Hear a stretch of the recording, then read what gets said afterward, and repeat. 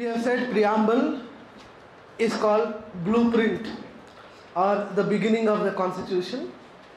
I mean, we are done with the first topic called preamble. After we are done with the preamble, take the next heading, part 1. Part 1 of the constitution. Okay. Part 1 of the constitution is dealing with the most important idea, that is union and its territory. What I said? Union and its territory. Union and its territory. Okay. Kindly understand one thing here. Under this particular segment, we will have to discuss Article 1 to Article 4 of the Constitution. Okay. Also, another important point I'll let you know, to make you make you people go to part 1, I'll have to first of all take you to another part which you are all aware of, called the schedules of the Constitution. Okay. I'm not very much interested in all the 12 schedules. Clear all of you? To discuss this particular part, we are not in need of all the 12 schedules, but only few schedules are very essential to continue my discussion. Okay. So, in fact, for a quick revision, Schedule 1 of the Constitution deals with what? Union and its territory. Part 1 em cheptundi? Same to same. Ambedkar marchipoyi rasinda? Cheppala. Schedule 1 is dealing with list. Em cheptundi? List of states and union territories. List of states and union territories. How many states are there in India? 35 or 36? There are total of 28 states in India, and how many union territories? 8 union territories. Schedule 2 of the Constitution deals with what? Salaries and allowances. Salaries and allowances. Of whom? Whose salaries? Almost all the constitutional positions. What do you mean by constitutional position? Any position which is seen, prescribed or added or mentioned within the constitutional purview or the limit is called a constitutional post. Like we have president, like we have vice president. Tell me, is the post of prime minister a constitutional post or not? Is the post of member of parliament a constitutional position or not? Is the post of member of legislative assembly a constitutional post or not? I mean, if it is a constitutional post, their salaries would have mentioned here. Are they mentioned here or not? That in-depth research you will have to do. Okay. So what is Schedule 3 dealing about?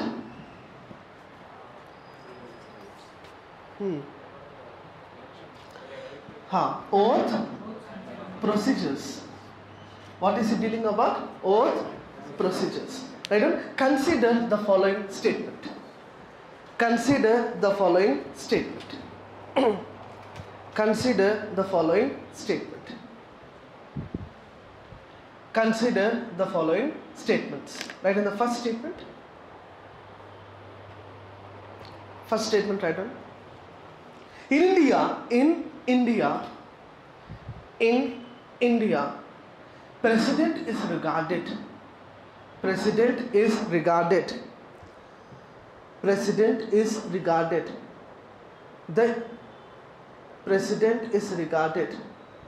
the direct guardian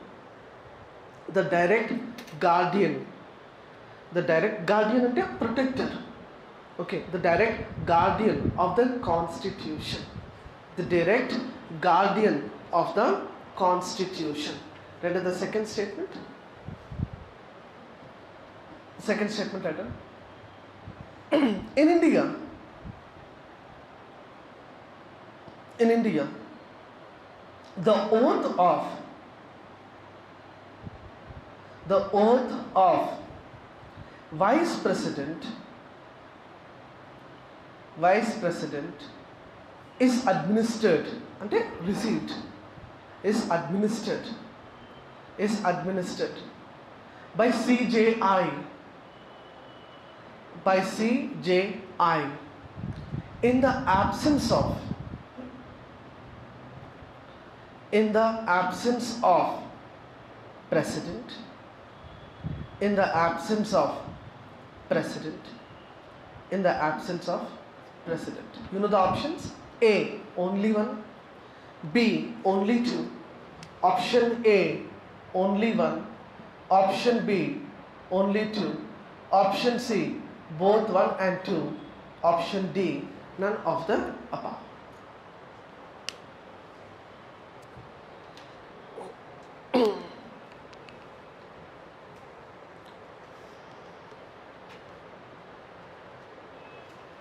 Okay?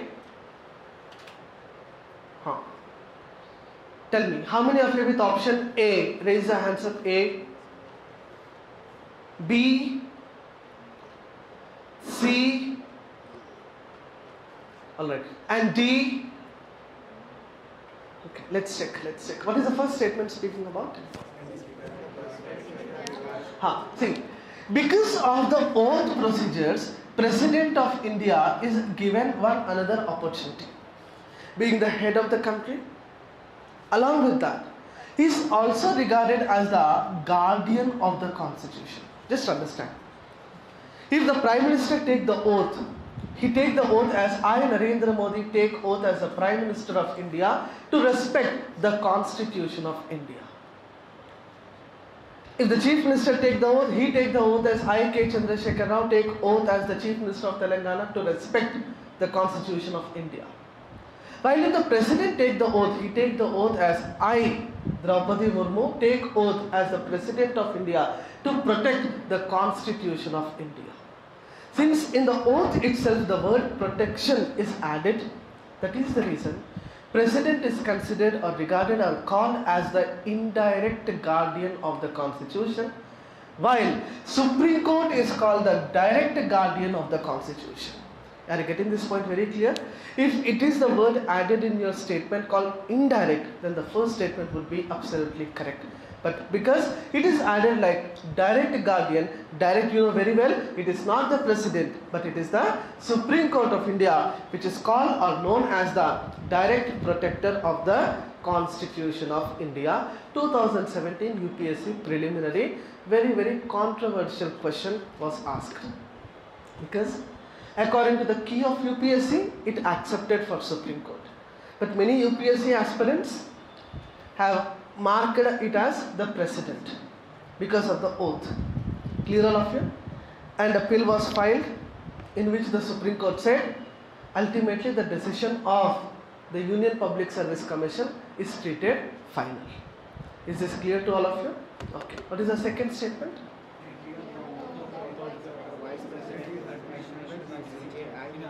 In his or her absence. In absence of President. Then absolutely it is the fair statement, correct statement. Clear all of you? Second statement is correct, first is wrong. So B will be the correct answer for the question. Unfortunately, none of the member in the class have marked B. Clear all of you? Are you understanding the competition? How does it work? Okay, next. What is schedule number 4? Allocation of seats in Rajya Sabha. Okay. Till here I am okay. Ikkada varaku naku kavala. In fact, for a quick revision, Schedule 5 deals with administration of scheduled areas. Schedule 6, administration of tribal areas. That is 4 states: Assam, Mizoram, Meghalaya and Tripura. Assam, Mizoram, Meghalaya and Tripura. What is Schedule 7? List of Constitution. List of Constitution. How many lists are there? 3 lists. Union list, state list and concurrent list. Meaning is what? On every subject matter enumerated in union list, only the central government can make a law. How many subjects are there likewise? How many subjects are there in union list where only union can make a law? Very good. 100 subjects. Okay. In the state, whatever the subject is enumerated or placed, only the state is eligible to make a law. How many subjects are there in state list? Earlier it was 66, right now it is 61. Very good. In the concurrent list, both center and state can make a law. How many subjects are there in concurrent list? Earlier 47, currently 52. Clear? Currently how many? 52.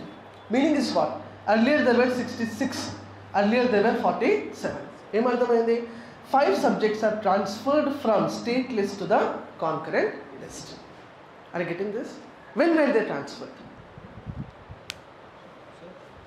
When were those 5 subjects transferred from state list to the concurrent list? Right on. Which among the following subject? Which among the following subject? Which among the following subject is not transferred? Is not transferred? Is not transferred from the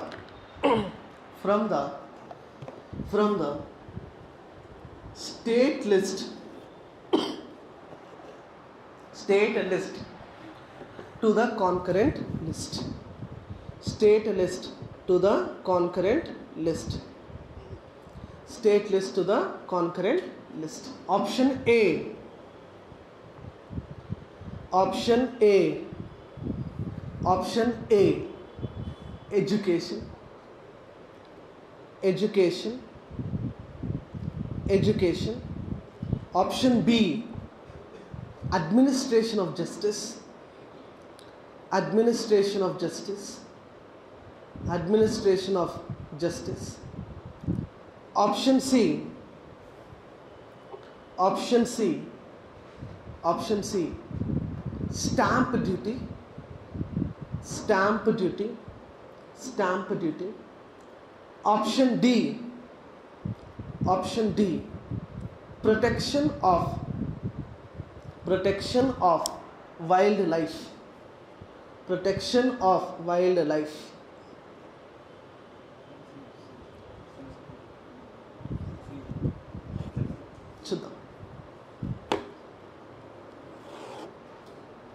So how many subjects are there in union list currently? 100. State list 61. Concurrent list 52. Okay. So tell me how many of you with option A, B, C and D. Okay. So a total of 5 subjects are transferred from union list to state list to the concurrent list. When were they transferred? 42nd Constitutional Amendment Act 1976. They are forest,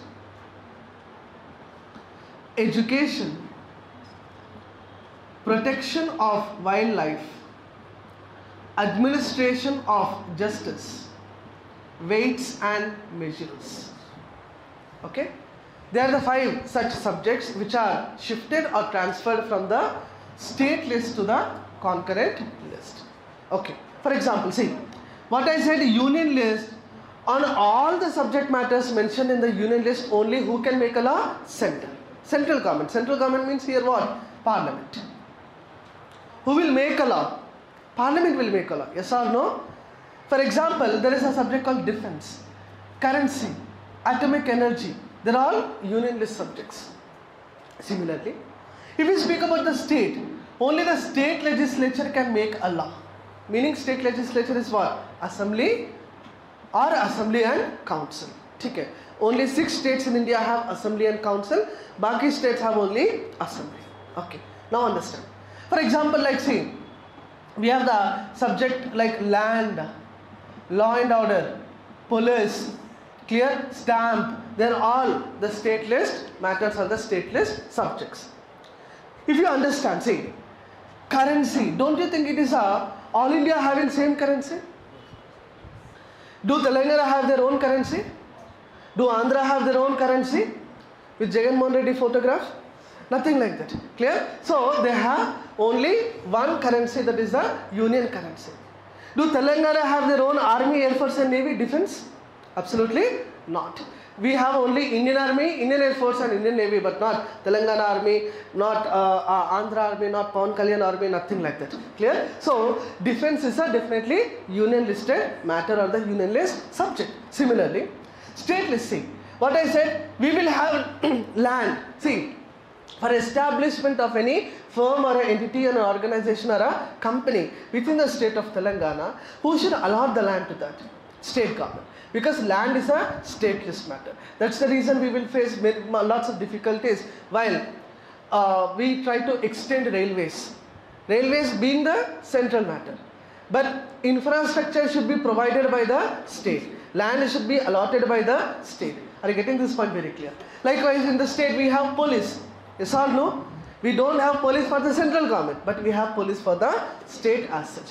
Concurrent list. Okay. Like see, all these subject matters, forest, education, they are all to be treated as the concurrent list matters. Like we have forest, education, marriage, divorce, okay, they are all treated to be the concurrent list subject matters. Who can make a law? Both center and state can make a law. Now you should feel confused. Confusion in such a manner that if both can make a law, what if both made a law? Are you getting this point? How you should enter into deep research. I am saying that there is a provision that both union and state can make a law. Okay, that is very good, very well and understandable. But what if both union have also made a law on education, state government have also made a law on education. State government have made compulsory English medium education. Union government have made a law compulsory mother tongue instruction in education. Who will prevail? Who will win? Obviously, center should be given the topmost priority. If on the same subject matter, both center and state are making a law, then the union law shall be taken into consideration. Union law shall always prevail. This is a provision enshrined within the constitution. Now, how deep mein jana hai? If both union and center are making a law on the same subject, and if there arises a conflict, can that conflict be taken to the Supreme Court? This is another level of research. Are you getting this? So, deep mein jana matlab is tarah se jana.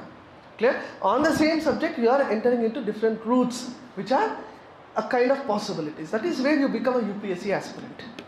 Lakshmikant is available with all the 10 lakh members. But how come only 1,000 suitable candidates are getting selected? Are you understanding? Come back. What I said, schedule number 7. Lists of constitution. How many lists are there? 3 lists. Union, state and concurrent. Schedule number 8 is dealing with languages. Is dealing with what? Languages. Languages that are recognized by the constitution. How many recognized languages are there? 22. How many recognized languages are there? 22. Originally, how many are there? 14. Originally, in the 8th schedule, how many languages are there? 14. Later on, the other languages are added by the constitutional amendments. Consider the following statement. Consider the following statement. You can keep like CTFS, no?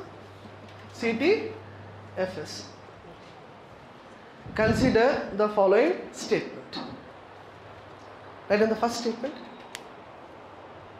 Hindi is the national language of India. Hindi. Right answer Hindi ani?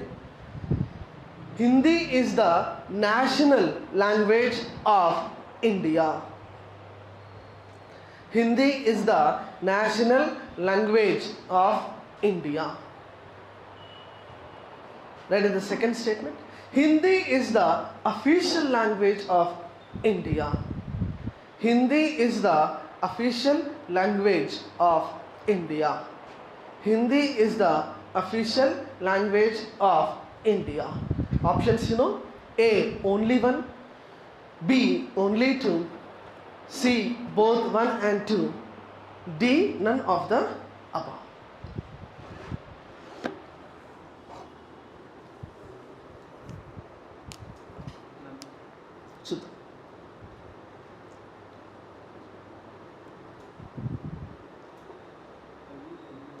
Okay? Tell me, how many are with option A? Okay. B, C, and D? I'll give you one hint in this question. For this particular question, C and D can't be the answer. Okay? So stop confusing between C and D. The competition is all between A and B only. Okay. Alright, once more. How many of you with option A? Okay. B? Absolutely. Hindi is nowhere within the constitutional purview or the limit called national language, but it is definitely the official language. Clear all of you? It is definitely recognized or treated to be the official language according to the enactment of the constitution. Because along with the Hindi, you can see this statement, no? Along with the Hindi, English to be continued as the official language. Meaning is what? Hindi is already the official language. English to be added to the list of official language. Are you getting this point? Very, very clear all of you? Okay, come back. So, what is Schedule 1? Speak out all of you. List of states and union territories. Schedule 2? Salaries and allowances. 3? Oath procedures. 4? Allocation of seats in Rajya Sabha. 5? Administration of scheduled areas. 6? Administration of 4 northeastern states, that is Assam, Mizoram, Meghalaya and Tripura. Schedule 7? Schedule 8? Languages. These are the schedules which are present in the original constitution. Okay. Right now what are we are adding? That is Schedule 9, Schedule 10, Schedule 11 and Schedule 12. These are the schedules which are added later on, meaning they are not a part of original constitution. Are you getting this? Originally how many are there? 8. Right now how many are there? 12. How many are added later on? 4. Okay. What are those 4? Schedule 9 says Schedule 12. Okay. What is Schedule number 9? Land reforms and the laws made by central and state government without any judicial interference. What I said? Land reforms and the laws made by union and state government without judicial interference. Clear all of you? You need to understand this. In fact, you will study when you go to a term called judicial activism. Clear? You will understand judicial overreach. Clear? Judicial activism. What do you mean by judicial activism?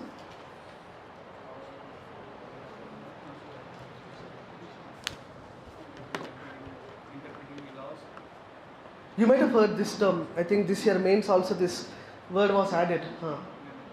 What is judicial activism, I am asking?